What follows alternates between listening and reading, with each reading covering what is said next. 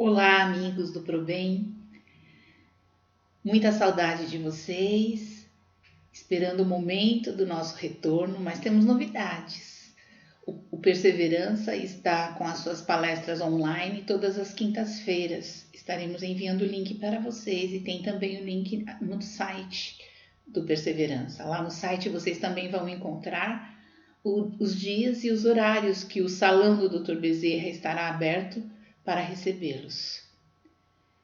Pedimos que vocês acompanhem essas reflexões que estamos enviando, que fazem parte do programa do terceiro ano do ProBem, as tarefas, para que possamos, mesmo à distância, estarmos juntos, através do coração e da mente. Dando continuidade hoje à trajetória deste grande apóstolo Paulo de Tarso, iremos abordar as experiências necessárias que ele viveu para se tornar um novo homem, uma nova pessoa.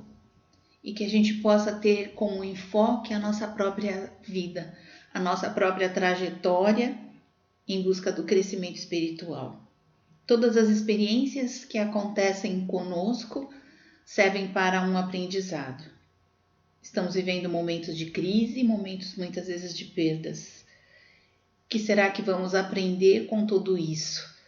Procuremos nos inspirar no exemplo desta grande personalidade, grande apóstolo, que é o Paulo de Tarso. Logo após a sua conversão em Damasco, com o seu espírito atuante, ele decide que a partir dali ele iria pregar o Evangelho de Jesus, iria defender a doutrina cristã. E com esse propósito ele adentra a sinagoga de Damasco. Mas, grande decepção, ali mesmo ele é tido como um desertor, é deixado sozinho, seu melhor amigo o abandona e ele percebe que não seria fácil. E então busca um velho mestre, Gamaliel, aquele que foi o grande responsável por sua formação moral, ele que o ajudara a ser doutor da lei, era alguém muito sábio e que já estava bem convertido ao Evangelho de Jesus e passava os restos dos seus dias junto da família em Palmares. Ao buscar o seu velho amigo, o mestre Gamaliel, ele percebe que Saulo precisaria se transformar, se fortalecer, para iniciar então essa nova vida, para ser então um discípulo de Jesus. E ele diz: eu sei, eu acredito que você vai ajudar muito o Evangelho de Jesus, mas você precisa amealhar recursos, você precisa se transformar. E então ele indica que ele inicia um trabalho onde ele próprio o colocou no oásis de Dan. Saulo, ele tinha como profissão tecelão. O seu pai o havia preparado, profissionalmente para ser um tecelão. E ele então parte para o oásis de Dan como um tecelão para iniciar o seu processo de transformação interior. E lá naquele local, no oásis de Dan, ele encontra um casal jovem que seriam amigos para sempre, unidos, Áquila e Prisca. Eles já eram cristãos e ali estavam por perseguições iniciadas pelo próprio Saulo. Ele não tem coragem de revelar quem ele era, mas após muitas experiências juntas, meditações todas as tardes do Evangelho, Saulo confessa, depois de algum tempo, que ele mesmo é aquele que havia iniciado as perseguições contra sua família e o grande responsável por eles estarem ali, sozinhos, solitários, fugindo das consequências da sua perseguição. Eles o perdoam, mas Saulo chora copiosamente. Todas aquelas lágrimas, todas aquelas dores seriam necessárias para expurgar todo o fel do seu coração, para extinguir o antigo e orgulhoso doutor da lei. E após 3 anos, em pleno oásis de Dan, ele já era outra pessoa, com a pele queimada, as mãos calejadas pelo pesado tear, ele retorna então para Damasco. E chegando em Damasco, ele é excomungado da sinagoga. Havia inclusive uma ordem de prisão e ele tem que fugir dali, auxiliado pelos cristãos através de um cesto pelos muros da cidade. Ele empreende então a viagem longa e dolorosa até Jerusalém. Sem nenhum recurso, ele muitas vezes teve que recorrer à caridade pública. Ao chegar em Jerusalém, estava doente, febril, e foi buscar os seus amigos. Mais uma grande decepção. Todos aqueles que lhe devotavam algum tipo de amizade o renegavam, o excomungavam, não compreendendo a sua deserção. Ele então, cansado, busca a casa do caminho, os cristãos, e ele também é, em um primeiro momento, renegado pelos cristãos que acreditavam que ele seria uma armadilha, não confiavam ainda totalmente em sua conversão ao cristianismo. Ele doente, sozinho, busca então um local para poder descansar, mas no dia seguinte, Pedro, em sua bondade, pede que Barnabé vá buscá-lo, vá conversar com ele, para verificar realmente a sua transformação. Barnabé retorna então para a igreja do caminho de Jerusalém com Paulo de Tarso. Ele faz questão de ocupar o mesmo leito que Estevão ocupou quando foi abrigado ali naquela casa do caminho.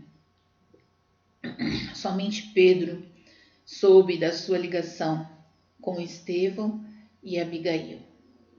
Pedro lhe oferece, lhe dá o evangelho de Estevão, onde ele via suas anotações em vários locais escrito o nome de Abigail, e esse evangelho o acompanhou durante toda a sua vida. Depois de recuperado, ele percebe que todos aqueles cristãos não o viam com bons olhos.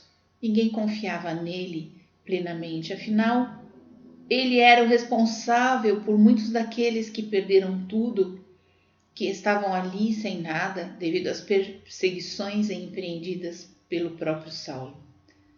Pedro o aconselha a iniciar o seu caminho, a sua trajetória, longe dali. Ele teria que provar a sua transformação antes de retornar a Jerusalém. E ele então assim faz. Busca sua família em Tarso. Mais uma viagem bem longa, sem recursos, e ao chegar em Tarso, ele percebe que a sua mãe havia falecido e seu pai, um israelita igual a ele próprio antigamente, irredutível, não compreendeu a sua transformação. E mesmo diante do filho, doente, sozinho, sem recursos, ele pede para que Saulo escolha entre ele, o Pai, e Jesus. Saulo faz sua escolha, mais uma vez, assumindo aquilo que ele reconhecia como certo, como alvo a ser atingido, respondendo simplesmente para o seu pai: Papai, nós dois precisamos de Jesus. Seu pai, irredutível, diz então: Saulo, você fez a sua escolha, e aponta para a porta da rua. Saulo sai, perdido pelas ruas de Tarso. Quando alguém lhe toca o ombro, era o servo do seu pai. Apesar de irredutível em suas decisões, seu pai lhe oferece uma bolsa de dinheiro, mas a princípio, Saulo pensa em rejeitar aquela ajuda, pois ele não era um mendigo, ele era o filho. Mas ele pensa, isso é o meu orgulho. Talvez esse recurso seja um recurso enviado pelo próprio Jesus para o reinício da minha vida. E é então que ele busca, fora dos muros da cidade, a natureza para meditar, para pensar. Ele estava realmente em uma encruzilhada. Os cristãos não o apoiavam. Foi deserdado pelo seu próprio pai. Perdeu tudo o que tinha, todos os bens, toda a sua carreira como grande doutor da lei. Não havia amigos, não havia ninguém. E ele então, no meio da noite, em choro copioso, ele ora a Deus. Uma pausa aí para que a gente possa meditar, né? Quantas vezes em nossa vida temos algumas perdas e nos perguntamos: aonde está Deus que não vê tudo isso que está acontecendo comigo? Paulo também poderia ter feito essa pergunta. Poderia ter feito essa pergunta: por que os cristãos não me aceitam? Como eu agora que resolvi realizar o trabalho do bem, o trabalho de Jesus, preciso enfrentar esta situação tão difícil? Para onde ir? E Dona Guiomar, certa vez, nos chamou, eu e o Zé, para nos falar que todos os alunos do ProBem, todos os trabalhadores da casa, deveriam saber que as perdas, muitas vezes, são necessárias para o nosso crescimento espiritual, que o trabalho no bem não é garantia que as experiências necessárias ocorram em nossa vida, aquilo que está definido como o nosso crescimento espiritual. Que nós deveríamos ter consciência disso através da vida de Paulo de Tarso.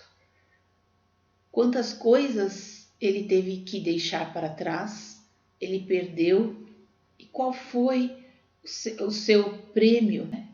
Qual é a trajetória que devemos concluir para chegar à nossa própria transformação espiritual?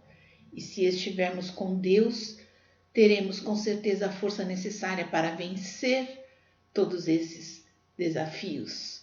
O mundo está vivendo momentos de crise, momentos de perda, e eu não sei qual é a perda que você sofreu, mas vamos aprender com todas as experiências, nos tornando pessoas melhores. Vou compartilhar com vocês uma experiência minha mesmo. Já tive algumas perdas, né? 2 perdas grandes, e todas elas me serviram realmente para fortalecer a minha fé. Porque quando você está em uma situação difícil, você olha e fala: acho que não tem saída, não tem solução. E você vê que se você prosseguir, se você continuar, se você manter a sua confiança, as coisas acontecem milagrosamente. Tem uma frase de Bezerra de Menezes que ele diz assim: Jesus sempre aponta o caminho, e se nós percorrermos esse caminho, ele irá nos levar milagrosamente às soluções desejadas. Voltando para a experiência de Paulo, lá estava ele, chorando, mas orando a Deus. De madrugada, ele pensava, ele começava a entender que iniciar uma nova vida não era voltar ao ninho antigo. Ele começava a perceber que ele tinha que reiniciar, finalmente sendo um outro homem, um novo ser. E ele ora a Deus, e como ele conta em suas cartas, ele é arrebatado a um lugar maravilhoso com flores luminosas. Ele não sabe se dormindo ou acordado, conta ele nas suas cartas. E de repente, na sua frente, 2 vultos luminosos, Estevão e Abigail.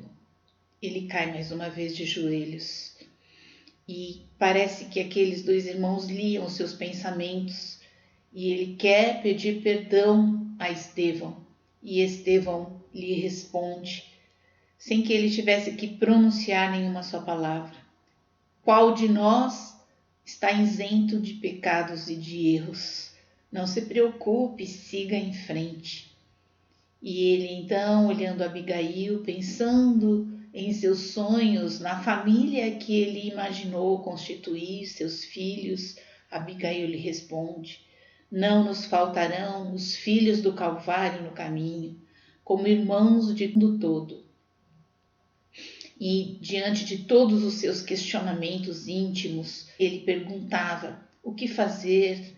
Como iniciar? Se ninguém me aceita, nem mesmo os cristãos. E Abigail ali mesmo, ela traça um roteiro para a sua vida. Ela fala: ama, trabalha, perdoa e espera. A visão se desfaz e Paulo estava renovado em suas energias. Estevão, a partir daquele momento, se coloca ao seu lado em todo o seu apostolado, como seu anjo guardião.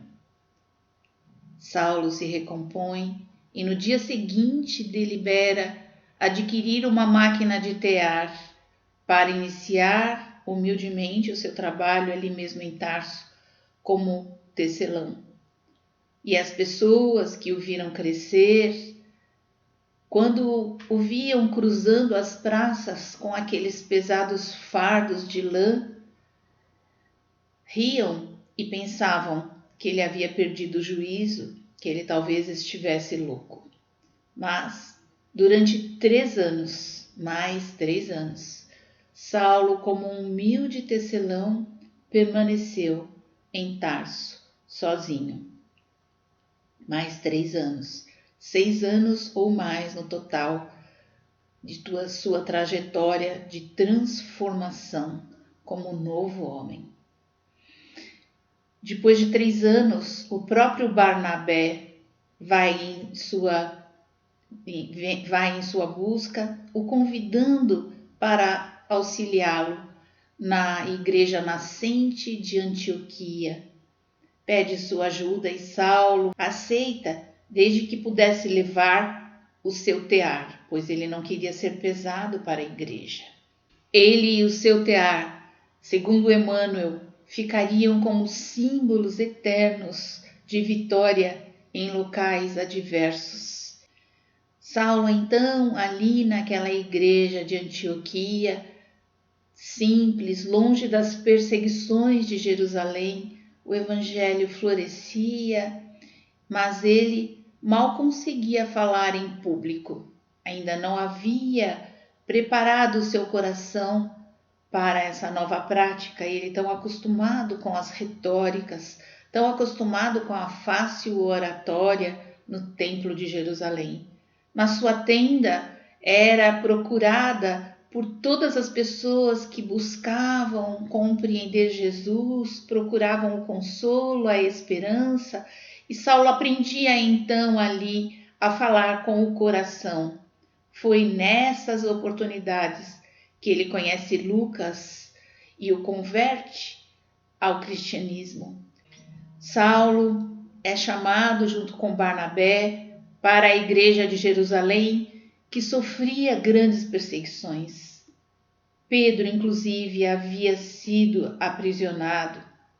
Os cristãos sofriam e precisavam de ajuda, pois aquela casa do caminho, como o único local que recebia ali naquela cidade de Jerusalém as pessoas aflitas que nada possuíam, precisava de recursos para a sobrevivência. Os irmãos de Antioquia fizeram uma coleta, cada qual doando aquilo que lhe era possível, e Saulo e Barnabé se puseram então para auxílio à igreja de Jerusalém. Ao chegar lá, Saulo observa que, devido às perseguições que continuavam aos cristãos, e Tiago que era um dos companheiros de Pedro à frente daquela casa do caminho de Jerusalém, havia transformado aquela casa do caminho praticamente em uma sinagoga. O cristianismo não era mais falado, não era mais pregado o evangelho. Eles deixam ali a sua contribuição e Saulo, alguém bastante capacitado, com visão de futuro, começa a ter uma ideia. Ele acredita que o evangelho de Jesus, se permanecesse ali somente entre os israelitas, aqueles que seguiam a Moisés, os judeus, ele iria morrer. E ele acreditava que o evangelho de Jesus tinha vindo para todos os homens, para todas as gentes, e ele deseja então espalhar o evangelho de Jesus aos 4 cantos do mundo. Ele sugere a Barnabé.